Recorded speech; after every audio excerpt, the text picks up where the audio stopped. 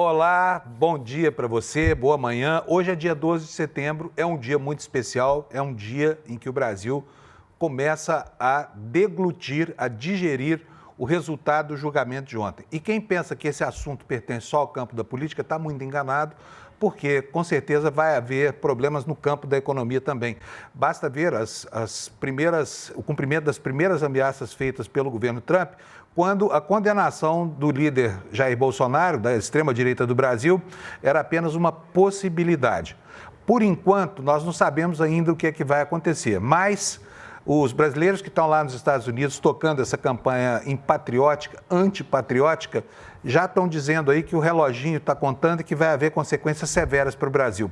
Né? É o poderio desmedido na mão de um facínora chamado Donald Trump, que não faz a menor questão de não usar o poder que o eleitor americano lhe deu para tentar castigar e fustigar uma economia em nome de soltar um delinquente da cadeia, né? Situação consumada com a condenação de Jair Bolsonaro e dos outros 7 integrantes do núcleo 1 da trama golpista no dia de ontem. E hoje o programa é sobre isso, por isso a gente vai falar muito sobre política nesta edição do Mercado de Investimentos, né? Porque as ameaças já começaram e aqui no Brasil, enquanto a política começa a fazer a interpretação desse novo ambiente que surge após a saída do jogo de Jair Bolsonaro, né, a economia continua caminhando bem. Ontem foi um dia legal no mercado financeiro, sabe? O dólar desceu, fechou em baixa, a bolsa subiu, o pregão bateu mais um recorde, né? E nós ainda tivemos essa semana, na quarta-feira, um IPCA negativo, quer dizer, indicativo de deflação.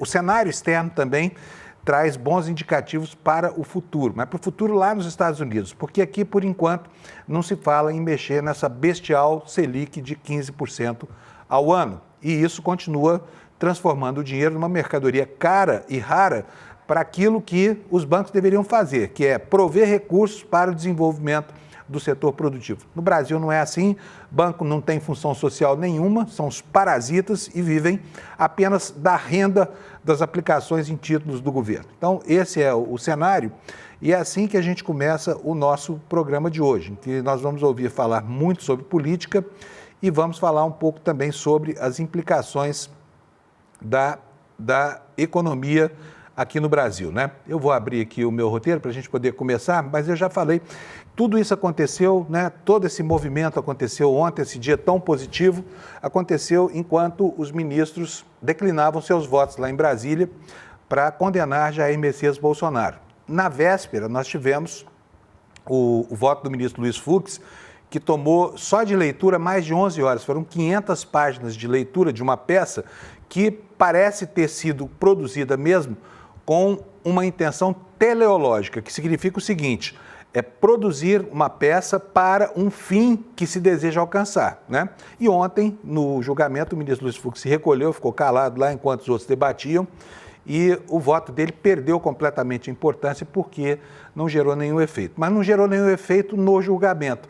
Para efeitos da opinião pública, ele gerou sim, né? E a extrema-direita brasileira usou aquilo que Luiz Fux colocou, né, com palavras empoladas e um desfile interminável de brocardos, para produzir lacrações aí, né? Especialmente lá nos Estados Unidos. É o que nós vamos ver durante todo o dia de hoje, né? Mas o que importa é o seguinte, tivemos uma lição do Supremo Tribunal Federal de autonomia e de soberania. Isso foi extremamente importante para a afirmação da nossa autoestima aqui e para a revalidação das nossas instituições, que saíram intactas de um processo de golpe de Estado. E hoje o Brasil é um dos 9 países do planeta que já colocaram na cadeia, tiveram o privilégio de colocar na cadeia gente que tenta golpear as instituições. Portanto, é raro, muito raro ver isso que aconteceu. E é um fenômeno que também chega muito atrasado no Brasil. A Argentina, por exemplo, já está 40 anos na nossa frente porque os generais de lá que produziram aquela ditadura sangrenta foram parar no banco dos réus e foram condenados em 1985, quando você provavelmente ainda era uma criança, né? E talvez nem tivesse nascido, quando eles resolveram o problema. Aqui no Brasil o problema continuou e foi perpassando gerações até chegar ao que nós temos hoje, né? Então eu já fiz aqui uma pequena digressão sobre os resultados do mercado financeiro e quero mostrar para vocês como é que foi o clima do julgamento para que a gente depois possa repercutir as implicações disso na nossa economia, né? A primeira coisa que vale a pena anotar, para todos os efeitos, é essa posição de coragem de de 4 dos 5 ministros da turma do Supremo que foi responsável por esse julgamento, e não adiantou lei Magnitsky, não adiantou ameaça de mandar a esquadra, a 4ª frota para o Brasil. Os ministros votaram com serenidade e fizeram aquilo que tinham de fazer, né? E o ministro Flávio Dino já tinha se colocado, né, 2 dias atrás, falando sobre a ausência de consequências dessas ameaças, dessa chantagem dos Estados Unidos, e é o que eu quero mostrar para vocês agora, essa manifestação de autonomia do ministro Flávio Dino. Seria indesejável que alguém se intimidasse por ameaças ou sanções. Quem chega no Supremo, e eu me espanto com alguém imaginar que alguém chega ao Supremo e vai se intimidar com tweet.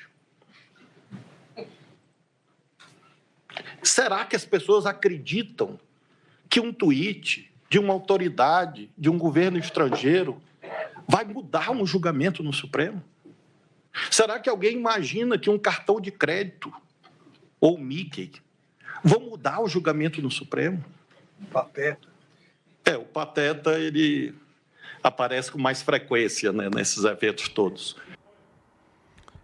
Só que o Pateta está prometendo efeitos futuros, né, desse arroubo de autonomia do Supremo Tribunal Federal. Mas antes de falar disso, vamos ver como é que ficaram ontem os principais indicadores do mercado aqui.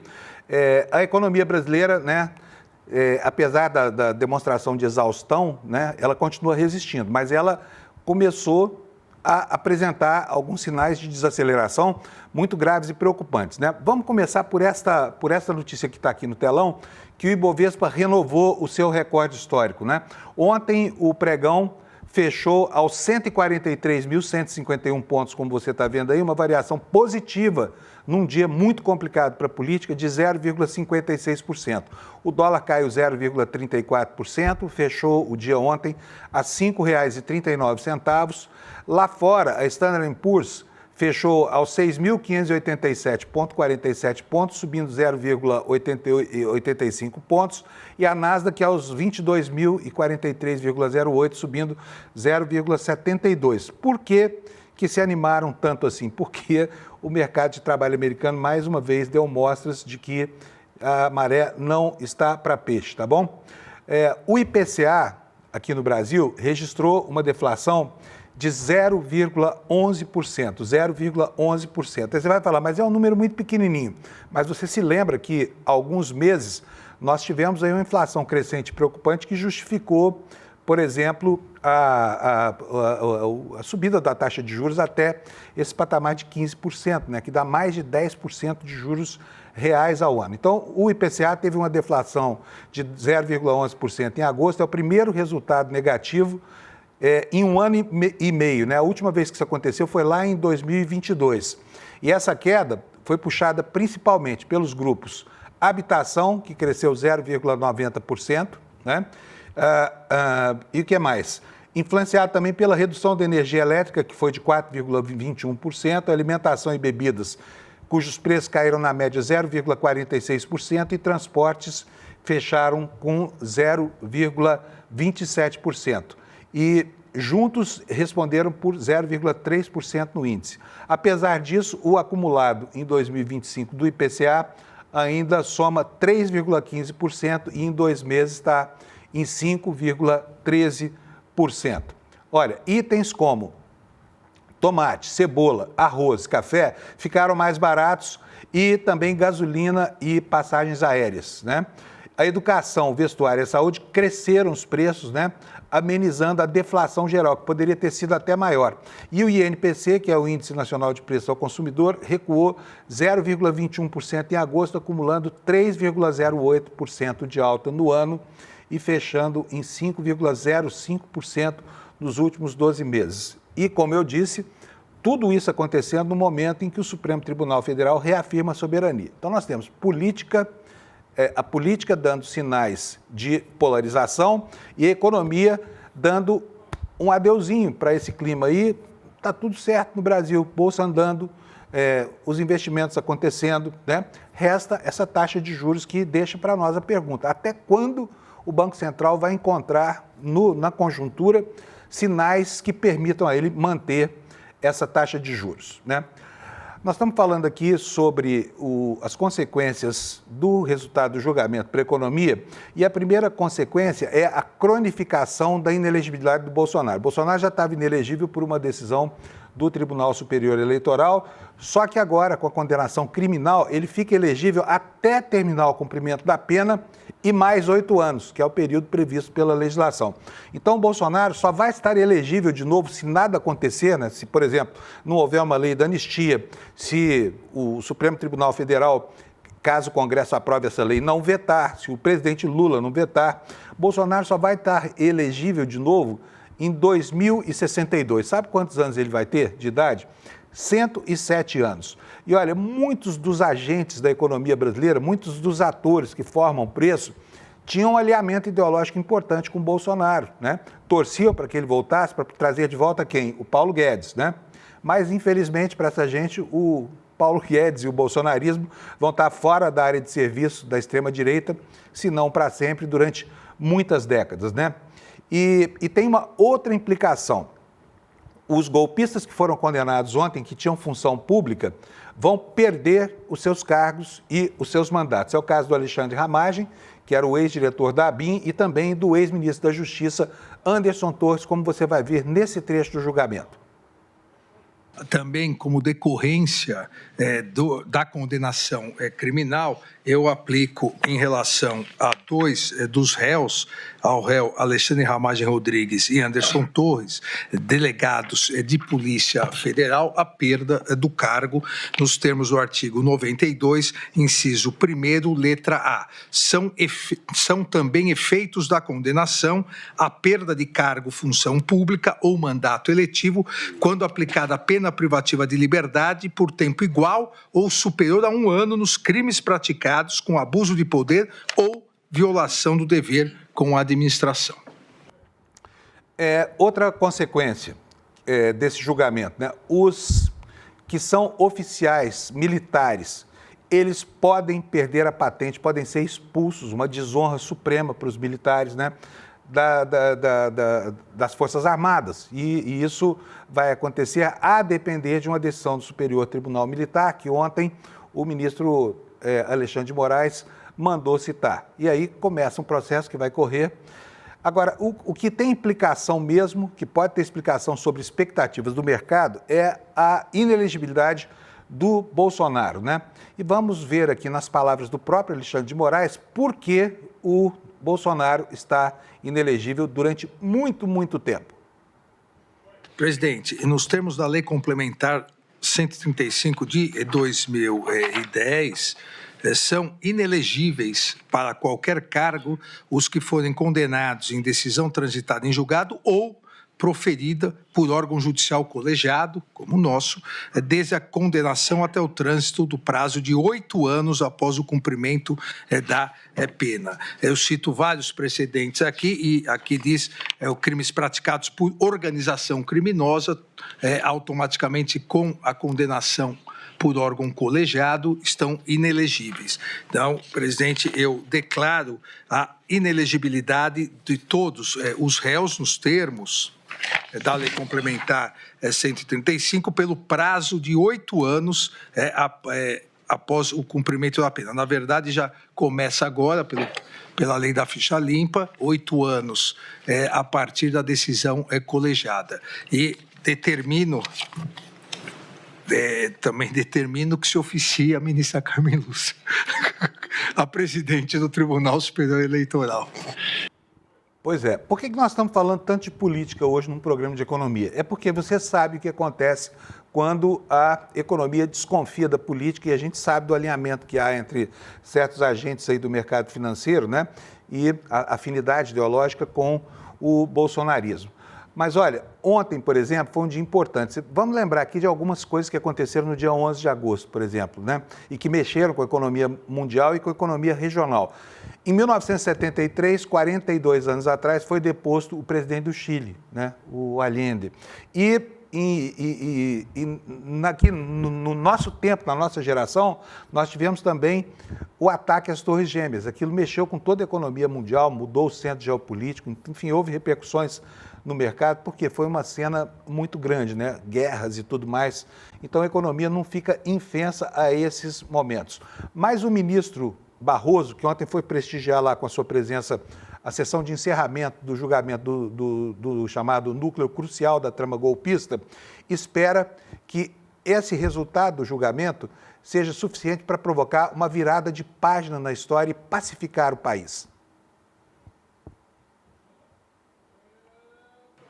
O tribunal cumpriu missão importante e histórica de julgar, com base em evidências às quais todos têm acesso, importantes autoridades civis e militares pela tentativa de golpe de Estado. Ninguém sai hoje daqui feliz, mas a gente deve cumprir com coragem e serenidade as missões que a vida nos dá. E é por isso mesmo que eu estou aqui. Acredito que nós estejamos encerrando os ciclos do atraso na história brasileira, marcados pelo golpismo e pela quebra da legalidade constitucional. Sou convencido que algumas incompreensões de hoje irão se transformar em reconhecimento no futuro. E desejo, muito sinceramente, que estejamos virando uma página da vida brasileira e que possamos reconstruir relações, pacificar o país e trabalharmos por uma agenda comum verdadeiramente patriótica, com as divergências naturais da democracia, mas sem intolerância, extremismo ou incivilidade. Que possamos iniciar uma era de boa-fé, boa vontade, justiça e prosperidade para todos. Tomara que isso aconteça, mas de lá de fora vem indícios de que não será tão fácil assim, de que não será sem reação. Por quê? Os articuladores dessa campanha antipatriótica, principalmente o deputado Eduardo Bananinha e o neto do ditador Figueiredo, continuam lá lançando anátemas, previsões terríveis contra o Brasil. Eu vou pedir para a produção colocar aqui para a gente as primeiras manifestações deles logo após o julgamento. Tá aqui, olha. O Paulo Figueiredo escreveu isso aí que você está vendo, olha, tic-tac, só isso. É uma mensagem de duas palavras, né? É uma expressão pequenininha e isso indica que eles estão preparando alguma surpresa para a gente. E aqui embaixo, olha, tá uma tuitada do secretário Marco Rubio, secretário de Estado norte-americano, que corresponde ao nosso ministro das Relações Exteriores. O que ele disse? As perseguições políticas do violador de direitos humanos, Alexandre de Moraes, sancionado, continuam, já que ele e os outros membros do Supremo Tribunal Federal decidiram injustamente pela prisão do ex-presidente Jair Bolsonaro. Os Estados Unidos responderão de forma adequada a essa caça às bruxas. Daqui a pouco eu vou mostrar o que é caça às bruxas, tá bom? Vamos ver aqui outras reações. Nós tivemos aqui também, olha, um jornalista chamado David Alandet, que ontem, ao entrevistar o presidente Trump nos jardins da Casa Branca, ele perguntou a ele sobre a condenação do Bolsonaro. Ele diz aqui, ó, perguntei ao presidente Trump sobre o Brasil e se ele acrescentaria sanções. Ele respondeu, e aqui eu achei uma resposta bamba, entendeu? Para quem se arrogava em senhor da vontade política aqui no Brasil, para quem acha que ia sobrepujar as instituições, foi uma reação débil, como você vai ver aqui. O que disse o Trump? Assisti ao julgamento, conheço muito bem. Como líder estrangeiro, achei que ele era um bom presidente. Repare que todos os verbos aqui estão no passado, tá? É muito surpreendente que tenha acontecido, que isso tenha acontecido com ele. É muito parecido com o que tentaram fazer comigo, mas não conseguiram. Ele era um bom homem, não vejo isso acontecendo. Pois é, Trump, mas aconteceu, né? Aconteceu. E aqui nós temos aqui uma manifestação de dentro do Brasil, daqui a pouco eu vou ler outras para vocês. A Damares Alves, senadora, diz o seguinte, não vou descansar enquanto tamanha justiça não estiver sendo perpetrada no Brasil. Não existe golpe sem redeposição de governo. Essa narrativa não vai funcionar. Ela confunde sentença judicial, né, com narrativa política. Diz ainda mais, o mundo vai saber a verdade sobre o que está acontecendo no Brasil com a conivência de alguns órgãos de imprensa. A anistia vai passar, mantenham a esperança. E por que a gente colocou esse print aí da manifestação da Damares? Justamente porque agora a extrema-direita promete intensificar a sua campanha pela anistia e radicalizando o discurso, né? Olha, a primeira manifestação que nós tivemos foi tão estapafúrdia. Imagine só que esse sujeito que está aqui, o deputado Eduardo Bolsonaro, você já vai ver aí na sua tela, teve a ousadia de ameaçar o Brasil com a imposição de força militar americana, que é óbvio que não vai acontecer, a menos que o presidente dos Estados Unidos tenha perdido completamente o juízo. Até porque, para declarar guerra a um país amigo, o Congresso americano tem que falar antes de que sejam tomadas as ações. O que disse o Bananinha? O Brasil pode perfeitamente no futuro ser necessário, isso aqui foi como ele falou, tá bom? A vinda de caças F-35 e de navios de guerra, porque o atual estágio da Venezuela, e você não consegue mais consertar aquilo com remédios diplomáticos ou sanções. Então, poderemos ser sim um para o futuro. Quer dizer, está ameaçando a gente aqui com força militar, né? Agora eu quero ler para vocês outras manifestações que estão correndo aqui pela internet. Por exemplo, o deputado Nicolas Ferreira, por falar em caça às bruxas, aqui na tela do computador, eu vou maximizar aqui a mensagem para que vocês possam ler junto comigo. Deputado Nicolas Ferreira, né? O moleque parlamentar lá de Brasília, pedindo aí para que os empresários demitam das suas empresas, né, trabalhadores progressistas, trabalhadores que torcem para que isso tudo. O movimento começou, demita os verdadeiros extremistas da sua empresa, denuncie. E aí vem falar de caça às bruxas. Vou passar aqui. O Sóstenes Cavalcantes, que é o líder do PL, publicou uma longa nota oficial. Eu, obviamente, não vou ler inteira, até porque não tenho tempo, mas eu vou ler o finalzinho para vocês. Diante desse cenário, só há um caminho para reconstruir o país: a anistia. Não como uma concessão política, mas como compromisso com a paz. O país não pode viver em guerra eterna contra si mesmo. A anistia não ignora erros. Sei que seremos criticados, sei que vão tentar desqualificar esse apelo, mas impossível mesmo é continuar assim, um país dividido, adoecido, paralisado pelo ódio e pela perseguição. A pacificação nacional não se constrói pela força da imposição, mas pelo retorno aos fundamentos da Constituição: liberdade, legalidade e respeito mútuo entre os poderes. Não se faz justiça eliminando adversários. O que começa com perseguição política termina com tirania institucional. O tempo da vingança precisa acabar. Está aqui a manifestação do líder do PL, né? Agora, é inacreditável assim, que essas pessoas insistam na radicalização, né, das visões de mundo. Gente, eu preciso continuar agora, eu preciso mostrar para vocês aqui algo que é um fato econômico notável, que diz respeito ao movimento de recursos pelas bets. É um absurdo de dinheiro que escorre via Pix para as bets. Olha só, a matéria do Valor Econômico de hoje.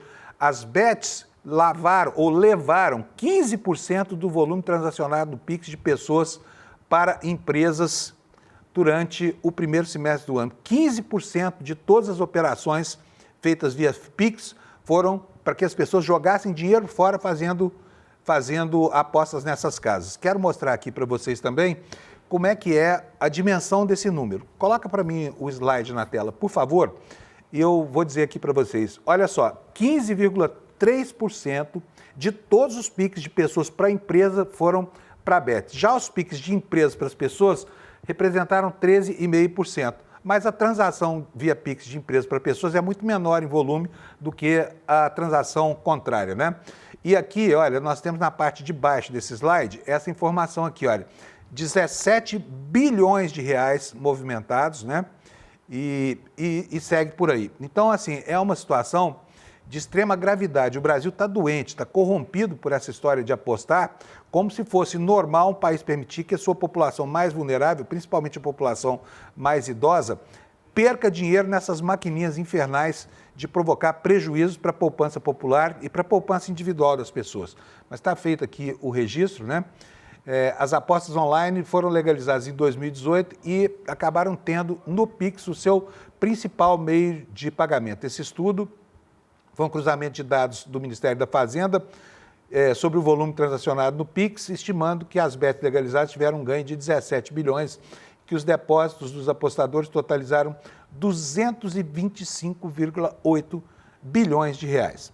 E com essa informação a gente termina aqui o Mercado de Investimento de hoje. Na segunda-feira, a Débora Maganha vai estar aqui com vocês para retomar o seu programa, tá bom? Eu espero que você tenha um bom fim de semana, espero que você tenha gostado do resultado do julgamento e se não gostou, paciência, sabe? Aproveite o fim de semana para descansar a cabeça e entender que a realidade, realmente, como diz o Sóstenes Cavalcante, não se faz pela imposição da vontade de uma minoria golpista que um dia tentou assaltar o poder do país para continuar lá mandando na vida da gente ao arrepio daquilo que as urnas falaram. E falaram grosso, embora tenham falado por uma pequena diferença de 1.800.000 votos. Bom fim de semana para você, obrigado pela sua audiência. Segunda-feira com a Débora Maganha, Mercado de Investimento, às 11 horas da manhã. E comigo, Desperta, às 7, bem cedinho. Tchau, bom fim de semana. No próximo domingo, dia 14 de setembro, às 8 horas da noite, o ICL vai transmitir gratuitamente o documentário O Fim de Bolsonaro. Esse é um original do ICL que reconstrói com provas, depoimentos e uma investigação jornalística o maior julgamento da história da nossa democracia. Pela primeira vez, um ex-presidente e a cúpula militar sentam no banco dos réus. E a gente vai mostrar tudo, os bastidores do golpe, a linha do tempo da conspiração e como a democracia brasileira reagiu e resistiu a uma tentativa de golpe. É gratuito, online e com um debate ao vivo logo depois da exibição com Eduardo Moreira, Juliana Dalpiva, Elô Vilela, Chico Sá e comigo, Leandro Demore. Se você quer entender de fato o que aconteceu, inscreva-se agora. Acesse icl.com.br/estreia e garanta o seu ingresso gratuito.